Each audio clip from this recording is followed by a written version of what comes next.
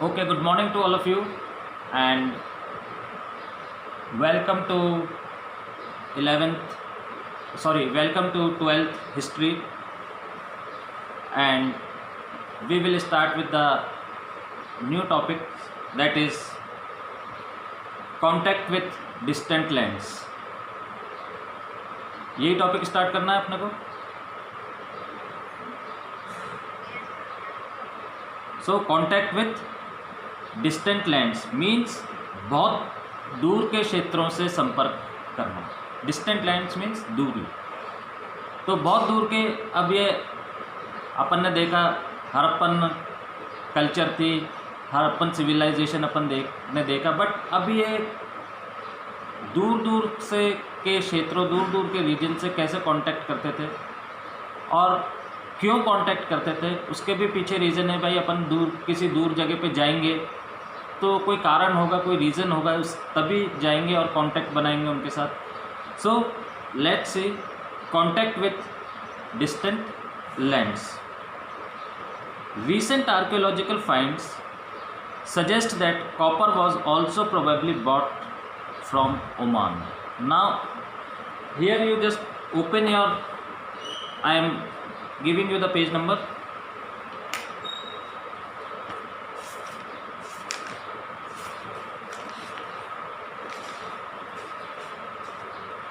That is page number 13. Open your page number 13 and map number 3.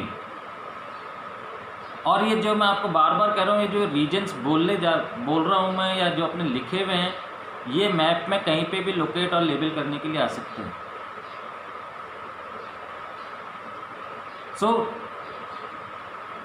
recent archaeological finds suggest that copper was also probably brought from Oman. अब recently जो archaeological जो evidence मिले हैं, उनसे ये भी पता लगता है कि कॉपर, अपन ने पहले पढ़ा कॉपर वो राजस्थान से था, खेतरी के एरिया से ले जाते थे, बट रिसेंट आर्कियोलॉजिकल सर्वे से ये भी पता चला है कि कॉपर वो ओमान से भी लाते थे. मोस्ट प्रोबेबली ओमान से भी कॉपर आता था. Now Oman, where is Oman in this map? इस मैप के अंदर ओमान का है. अभी रुकिए आप, अभी मार्क मत करना, मैं बताऊंगा जब आपको. On the southern tip of Arabian peninsula. Arabian peninsula जो है, उसके जो सदर्न टिप है, वहाँ पे क्या है, वो जगह क्या है, कहलाती है ओमान. इसमें मेंशन नहीं कर रखा है ओमान का नाम, मैं अभी बताऊंगा आपको, तब आप उसके ऊपर मार्क करना. Chemical analysis have shown that both the Oman copper and Harappan artifacts have traces of nickel, suggesting a common origin. अब जो वहाँ पे जो ओमान है, वहाँ से जो भी कॉपर मिला है, और जो हड़प्पन साइट के ऊपर जो कॉपर मिला है, उसके अंदर निकल के अंश भी पाए गए हैं. निकल जो एक तरह का मेटल होता है, वो कॉपर के अंदर था. इट मीन्स ये पता लगता है कि ये दोनों का ही जो ओरिजिन है, यानी कि जो उत्पत्ति है, वो एक तरह से कॉमन हुआ है. यानी कि कोई आगे पीछे नहीं है कि ये 10,000 साल बाद हड़प्पन कल्चर स्टार्ट हुई या अरेबियन कल्चर 10,000 पहले साल स्टार्ट हुई. मतलब ये सिमिलरली ऐसा लगता है कि साथ साथ ही चले हैं. ये वाली कल्चर जो है, जो अपनी हड़प्पन साइट वाली कल्चर जो है, और वहाँ की जो ओमानियन साइट वाली कल्चर जो है, जो अपन अभी मेसोपोटामिया या मैं पढ़ा था, अपन ने लास्ट पढ़ा था, तो उस समय की, यानी कि आप ये समझ लीजिए जब हड़प्पन कल्चर थी, तो वहाँ पे भी कोई ना कोई कल्चर थी. यानी कि ये दोनों कोई साइमल्टेनियसली ये कल्चर्स क्या थी, चल रही थी. तो इससे पता चलता है कि दोनों साइड के ऊपर क्या है, कॉपर तो मिला, बट कॉपर के अंदर निकल के अंश भी थे. बट राजस्थान वाला जो कॉपर है, खेतरी, उसके अंदर कॉपर तो है, बट उसमें निकल नहीं है. उसमें निकल के जो होते हैं, ओर्स होते हैं, वो नहीं है उसके अंदर, राजस्थान वाले को. There are other traces of contact as well. और कॉन्टैक्ट के अदर ट्रेसेस भी मिले हैं, अदर एविडेंस भी मिले हैं. A distinctive type of vessel, a large Harappan jar coated with a thick layer of black clay, has been found at Omani sites. Such thick coatings prevent the percolation of liquids. We do not know what was carried in these vessels, but it is possible that the Harappans exchanged the contents of these vessels for Omani copper. सो ये vessel आप देख रहे हैं, इसके बारे में आप ये समझाएंगे। ये वेसल आप देख रहे हैं पेज नंबर 13 के ऊपर, ये ब्लैक कलर जो आप वेसल देख रहे हैं पेज नंबर 13 के ऊपर दिख रही है आपको। सो अब क्या था, संपर्क के और भी संकेत मिलते हैं। मीन्स जब मैंने आपको बताया था कि there are other traces of contact also, means संपर्क के और भी संकेत मिलते हैं। एक अलग प्रकार का पॉट,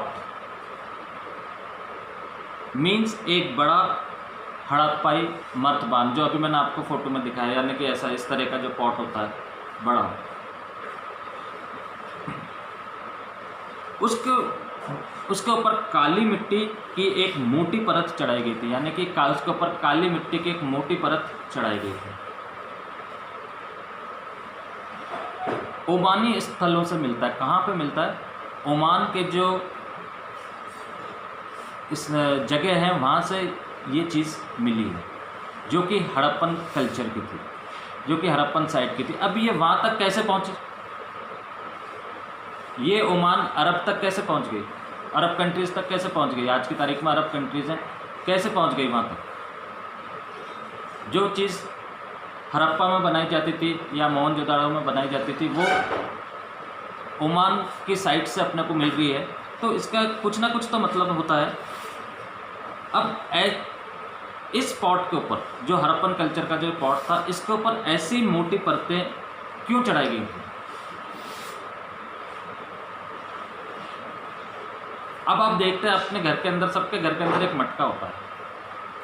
मटके के ऊपर मिट्टी की इतनी मोटी परत क्यों चढ़ाई जाती है? उसको भी सिंपल मिट्टी से बना दो ना, एक सिंगल परत से, एक हाँ, पानी लीक नहीं हो, इसीलिए।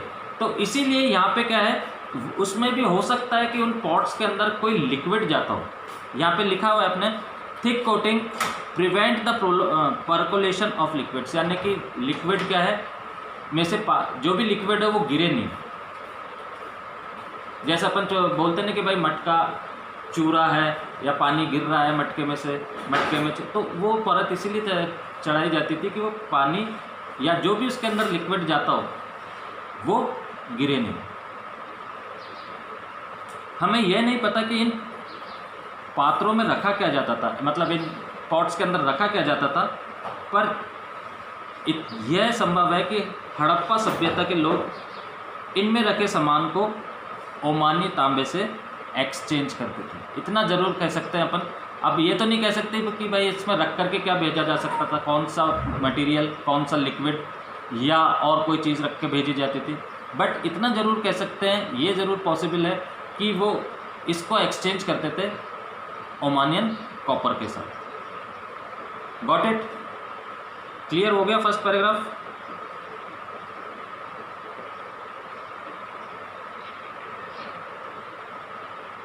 Any question?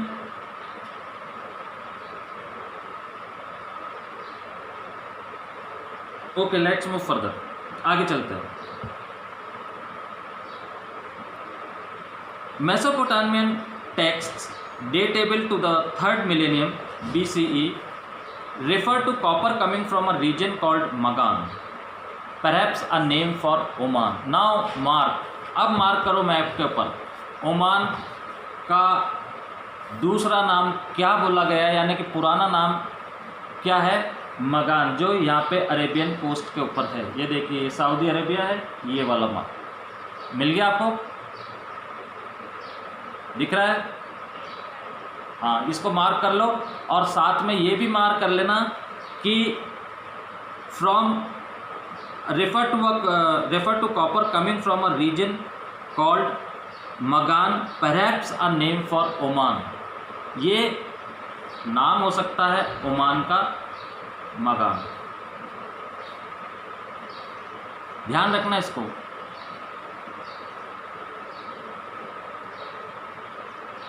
एंड इंटरेस्ट, क्या बेटा? वापस रिपीट करूं? Mesopotamian text datable to the 3rd millennium BCE, यानी कि मेसोपोटामियन टेक्स्ट जो अपने को मिले हैं 3rd मिलेनियम BCE के वो क्या करते हैं कि जो कॉपर मगान रीजन से आ रहा था, हो सकता है उस मगान रीजन का नाम हो सकता है कि ये ओमान का पुराना नाम क्या हो, मगान हो। तो ओमान का अगर पूछा जाता है तो मगान मार्क करना है। अगर आपको मैप में पूछा जाता है कि वेयर इज लोकेट ओमान, तो ओमान का ही मगान यहाँ पे कह रहे हैं, तो यही जगह क्या है, यही जगह क्या है आपकी ओमान, जहाँ पे Magan one and the same thing मान लीजिए आप कि भाई मगान का नाम ओमान कर दिया गया है। आज न्यू नेम क्या है इसका, ओमान है, और ओल्ड नेम क्या था इसका, मगान। क्लियर? समझ?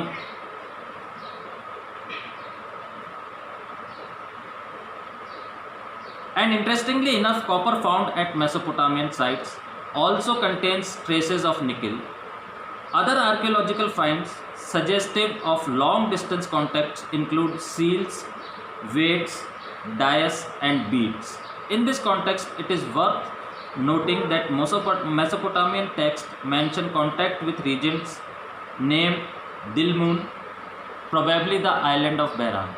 आज की तारीख में वो बहरान कहलाता है, बट उस समय प्रोबेबली वो आइलैंड किस नाम से जाना जाता था, दिलमुन।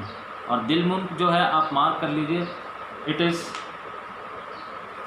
हियर, मगान के जस्ट ऊपर। दिख गया? Got it?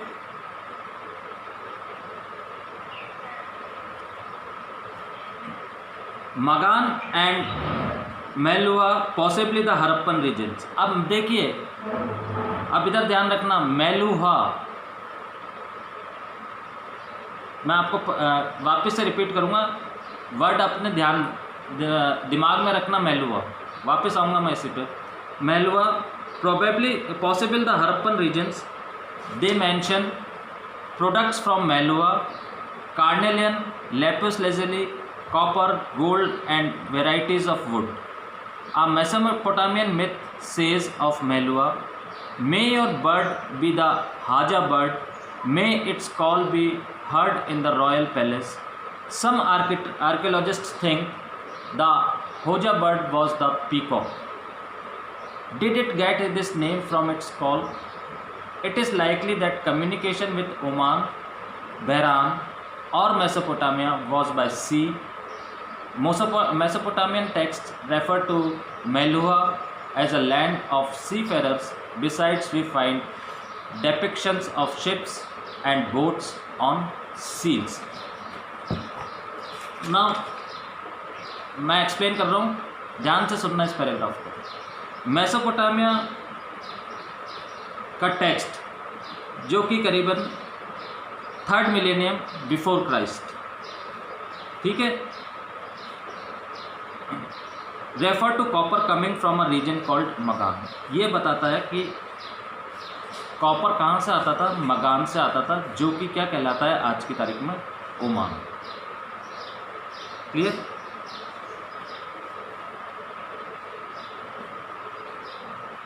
यहाँ सबसे रोचक बात यह है कि मेसोपोटामिया के स्थलों से मिले तांबे में भी निकल के अंश मिलते हैं, जैसे मैंने आपको बताया था। सबसे जो इंटरेस्टिंगली बात है, रोचक बात है कि तांबे के साथ यहाँ पर निकल के अंश भी मिलते हैं मेसोपोटामिया में। लंबी दूरी के संपर्कों की ओर संकेत करने वाले अन्य दूसरे जो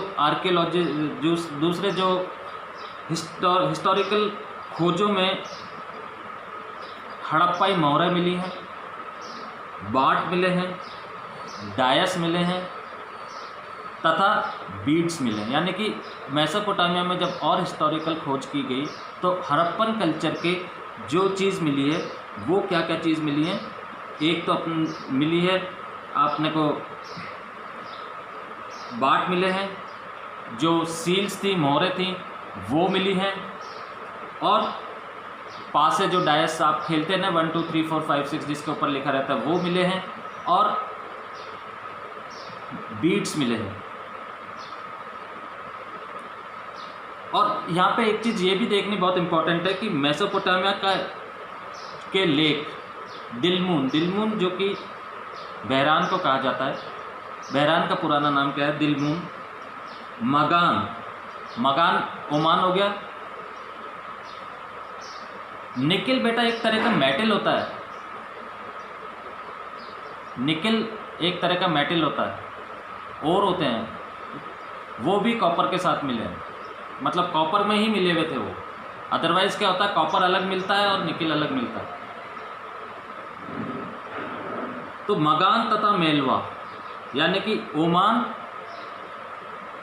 देन अपना बहरान का वर्ड क्या यूज़ लिया है, ओल्ड वर्ड क्या नाम था, मगान तथा मेलवा, और दिलमून बहरान हो गया, मगान ओमान हो गया, और मेलवा मेसोपोटामियन टेक्स्ट के अंदर मेलवा जो वर्ड यूज़ हुआ है वो हड़प्पन कल्चर के लिए यूज़ हुआ है, हड़प्पाई लोगों के लिए यूज़ हुआ है वो। इसलिए मैंने कहा था इस वर्ड को ध्यान में रखना। मेलवा वर्ड मेसोपोटामियन टेक्स्ट के अंदर हड़प्पन्स के लिए यूज़ में लिया गया है, उनको बोला। गॉट इट, समझ में आ गया क्या बेटा? हाँ, अब सब जगह की लैंग्वेज अलग अलग होती है ना। मेसोपोटामियन लैंग्वेज के अंदर जो हड़प्पन कल्चर, हड़प्पन्स को क्या बोला, मेलवा, ठीक है। तो मेलवा संभव हड़प्पाई क्षेत्र के लिए बोला गया है। और प्रोडक्ट्स फ्रॉम मेलवा यानी कि क्या क्या प्रोडक्ट्स मिलते थे मेलवा से, कार्नेलियन जाता था वहाँ पे, मगान और दिलमून की तरफ अपने लेपिस लेजुली जो एक मणि था, ब्लू डायमंड था, वो जाता था, copper, gold and varieties of would, और कई तरह की लकड़ी जाती थी। अब मेसोपोटामियन मिथ सेज, अब मेसोपोटामियन मिथ यानी कि मेसोपोटामियन के जो एक मिथक एक कहानी होती है। Myth is a just only a story जिसका कोई हिस्टोरिकल एविडेंस नहीं है, बट एक कहानी लिखी गई है। और उस कहानी के अंदर क्या लिखा गया है, तुम्हारा पक्षी हाजी पक्षी हो, उसकी आवाज़ राजप्रसाद में सुनाई दे। यानी कि तुम्हारा पक्षी हाजी पक्षी हो और उसकी आवाज़ राजप्रसाद में सुनाई दे। May your birds be the haja bird, may its call be heard in the royal palace. ठीक है, तो कई आर्कियोलॉजिस्ट का मानना है कि हाजी पक्षी मोर था, पीकॉक था। हाजी पक्षी किसके लिए यूज़ में लिया गया है, पीकॉक के लिए लिया गया है। क्या ये नाम उसे अपनी आवाज़ से मिला था? क्या ये नाम हाजी पक्षी जो था मोर को उसकी आवाज़ से मिला था? ऐसा संभव है कि ओमान, बहरीन या मेसोपोटामिया से संपर्क समुद्रिक मार्ग से था। अब ये तो पता नहीं कि भाई ये नाम उस मोर को उसकी आवाज़ से मिला था या किससे मिला था, ये तो पता नहीं, बट आर्कियोलॉजिस्ट का ये मानना है कि हो सकता है कि ये मोर को ये नाम उसकी आवाज़ से मिला हो, हाजी पक्षी जो बोला गया उसको। ठीक है, और अब अपन देखते हैं कि ऐसा संभव है, ऐसा भी संभव है कि अब इतनी दूर यहाँ से, फॉर एग्ज़ाम्पल मेलवा यहाँ है, अगर आप देख रहे हैं तो मेलवा यहाँ है, this is our Harappan site, और ये इतनी दूर है, ये यहाँ पे दिलमून है और यहाँ पे मगान है। अगर इनको लैंड के रास्ते, ज़मीन के रास्ते से आना होता तो आप खुद मैप में देख सकते हैं कि इनको कितनी दूर चल के आना होता या कितनी दूर इनको ट्रैवल करना होता। और दूसरी तरफ आप सी रूट देख रहे हैं, ये सी रूट, यहाँ रिवर इंडस यहाँ पे एंड हो रही है समुद्र के अंदर, और ये आप सी रूट देख रहे हैं, तो यहाँ से इनको सी रूट से भी रास्ता आ रहा है, दोनों तरफ से रास्ता आ रहे हैं, बाय लैंड भी आ रहा है और बाय सी भी आ रहा है। समझ में आया आपके? देखा आपने मैप?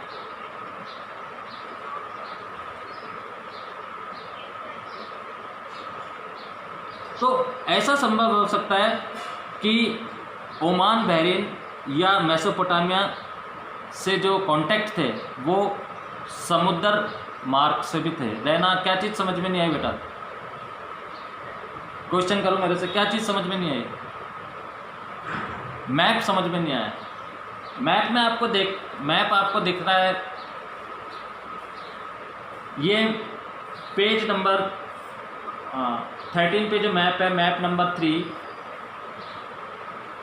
यहाँ पर आपको मैलवा दिख रहा है जो कि हड़प्पन के लिए यूज़ में हुआ था, दिख रहा है। अब आप यहाँ से इसको चलते हैं तो आपको यहाँ से घूम करके आपको यहाँ पे पहले तो दिलमुन आना पड़ेगा, फिर उसके नीचे मगान है, यहाँ आना पड़ेगा। तो हो सकता है ये काफ़ी लंबा रास्ता हो। और इधर से आप देख रहे हैं ये जहाँ पे महुआ लिखा है ये रिवर इंडस है, और ये यहाँ पे समुद्र में आ रही है नहीं आ रही है? तो ये इस रिवर के रास्ते समुद्र में आकर के फिर ये यहाँ से आकर के ये मगान में और दिलमुन दोनों की तरफ आ सकते थे। थ्रू सी भी आ सकते थे, थ्रू लैंड भी आ सकते थे। बट ऐसा संभव है, जो अपने हिस्टोरिकल एविडेंस मिले, कि ये थ्रू सी रूट ही आया करते थे। Got it? समझ में आ गया? समझ में आ गया रहना? सो ऐसा संभव है कि ओमान, बहरीन या मेसोपोटामिया से जो कांटेक्ट थे वो सी रूट से ही होते थे। मेसोपोटामिया का एक लेख है, मैलवा के लिए लिखा है, यानी कि जो हड़प्पन सिटीजन्स थे उनके लिए लिखा है ये लेख। और इस लेख के अंदर क्या बताया है कि ये जो मैलवा यानी कि जो हड़प्पाई थे, ये इसको क्या बताया एज अ नाविकों का देश, यानी कि सेलर्स कंट्री या फिर सी फेरर्स, यानी कि ये समुद्र के रास्ते से क्या थे, ये समुद्र के रास्ते से आते जाते थे, तो इनको क्या बोला कि नाविकों का देश बोला। क्योंकि थ्रू लैंड तो ये कम जाते ही नहीं थे, जितना भी एक्सपोर्ट और इंपोर्ट का काम होता था, सामान लाने ले जाने का, थ्रू सी होता था। तो वहाँ पे इनको बोला कि बताया गया है नाविकों का देश। इसके अतिरिक्त हम मोहरों पर जहाज़ों तथा नावों के चित्रांकन पाते हैं। और एविडेंस के अंदर एक और एविडेंस मिला है, जो सील्स मिलती हैं, सील्स के ऊपर जो प्रिंट मिले गए हैं वो किसके मिले गए? जहाज़ों के भी प्रिंट मिले हैं, नावों के भी प्रिंट मिले हैं सील के ऊपर। तो ये सारे एविडेंस क्या बताते हैं कि लोगों को समुद्री यात्रा करना भी आता था, तभी तो उन्होंने शिप के और बोट्स के जो शिप्स और बोट्स के जो पिक्चर्स थी उनको सील के ऊपर बनाया, उनको सील के ऊपर उन्होंने चित्रित किया उसको। तो ये सारे एविडेंस अपने को यहाँ पे मिलते हैं कि कैसे दूर के देशों से कांटेक्ट थे उस समय हड़प्पाई लोगों के, हड़प्पन पीपल के। Got it? समझ में आ गया? पैराग्राफ क्लियर हो गया? बेटा जोर से बोलो, थोड़ा आवाज़ नहीं आ रही। वापस से बताऊं, सी फेरर्स मतलब होता है सेलर्स, यानी कि नाविक, नाव से जो इधर उधर आते जाते रहते हैं ना, उनको क्या बोलते हैं? सी फेरर्स बोलते हैं। जो कि तो अपने जो नाविक थे, जो अपने जो नाविक क्या थे, अपने जो हड़प्पाई लोग थे, वो ट्रांसपोर्ट करने के लिए, यानी कि सामान लाने ले जाने के लिए ओमान तक और दिलमुन तक या बहरान तक, जिसको अपन बोलते हैं, वो वहाँ कैसे जाते थे? नाव से जाते थे या शिप से जाते थे, और वापस ही शिप से या बोट से वो लौट करके वापस आते थे। तो उनको ये तो पता ही नहीं था, क्योंकि बहुत दूर था, इतनी ज़्यादा कम्युनिकेशन तो थी नहीं। तो वो ये सोचते थे कि यहाँ के लोग जो हैं, जो हड़प्पा लोग हैं, ये ज़्यादातर किससे आते जाते हैं? नाव से। अब इतनी दूर तक जाना, तो लैंड से जाना, अगर लैंड से भी जाते होंगे तो बहुत कम लोग जाते होंगे, बट ज़्यादातर लोग किससे जाते थे? नावों से जाते थे, या शिप्स का यूज़ करते थे, सी रूट्स को यूज़ करते थे। तो इसलिए वर्ड क्या यूज़ किया गया है? सी फेरर्स यूज़ किया गया। Got it? क्लियर हो गया? ठीक है। सो time is over now. So in the next class we will continue with the next topic, and at 10 we have a political science class. आपको लिंक भेज दिया गया है। Okay, we will meet in the next class.